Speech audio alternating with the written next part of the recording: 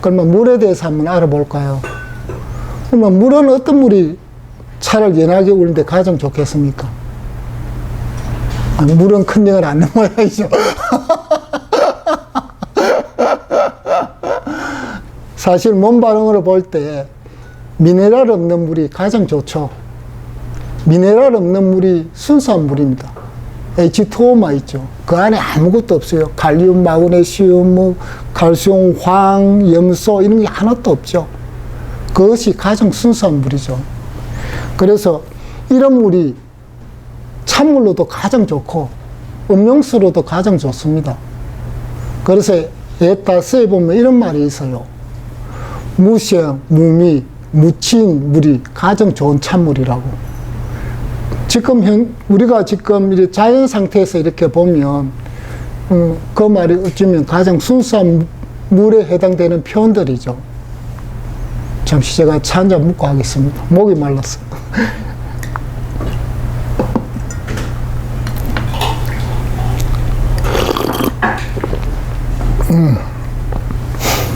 그래서 물에 대한 논쟁은 아직도 계속되어 있죠. 여러분들도 궁금하죠.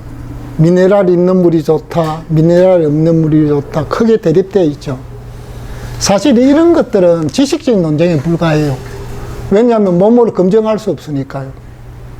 몸이 말해주지 않으니까요.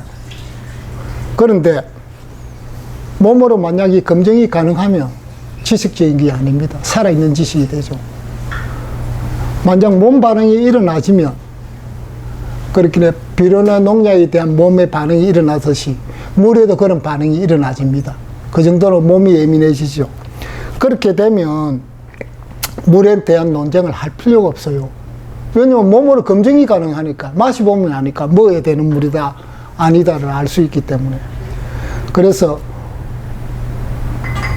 몸이 사실은 미네랄 있는 물을 받아들이지 않아요. 싫어합니다. 왜냐하면 미네랄 있는 물이 물 자체가 소화가 안 되거든요. 미네랄 없는 물들은 마시면 소화가 잘 됩니다. 미네랄 있는 물은 소화가 안 돼요. 다만 보통 사람들은 그걸 모를 뿐이죠. 저희들 같이 예민한 사람들은 그걸 알고 있죠. 그래서 그는 차이가 있을 뿐이에요. 제가 만약 미네랄 있는 물을 마시면 속이 굉장히 메스꺼워요. 어떤 물은 구토를 하고 싶을 정도고, 그리고 통증도 일어나죠. 아프죠. 장이, 위장이 아프고. 그리고 속이 좀 불편해요. 소화가 잘 안 됩니다. 물 자체가 소화가 안 되죠. 그래서 음식도 어떻습니까? 소화가 잘 되는 음식이 좋은 음식이고 건강한 음식이고 맑은 음식이듯이 물도 똑같죠. 물도 소화가 잘 되는 물이 좋은 물이고 건강한 물이고 맑은 물이에요. 그래서 몸 반응이 일어나면 미네랄 없는 물, 그렇게 순수한 물이 소화가 잘 되는 물이죠. 그것이 가장 좋은 물입니다. 요즘 물에 또 다른 문제가 있죠. 미세 플라스틱 문제가 있죠. 미네랄이 있는 생수에는 무조건 미세 플라스틱이 들어있어요. 미세 플라스틱의 문제점을 안고 있죠.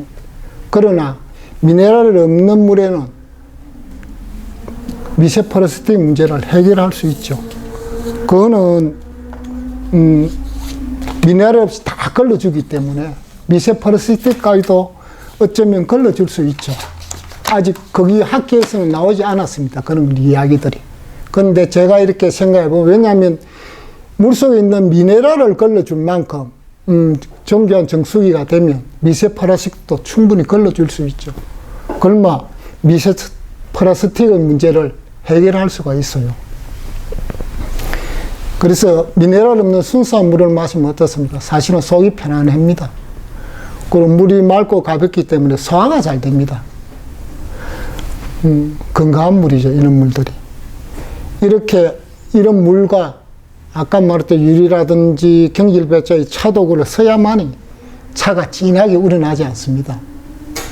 여러분이 만약 이 중에 하나라도 이렇게 삐걱해가 선택을 하지 않고 잘못 쓰면 차가 진하게 우리지 나옵니다. 그런데 사실 어쩌보면 차를 진하게 우려 마셔야 할 때도 있어요.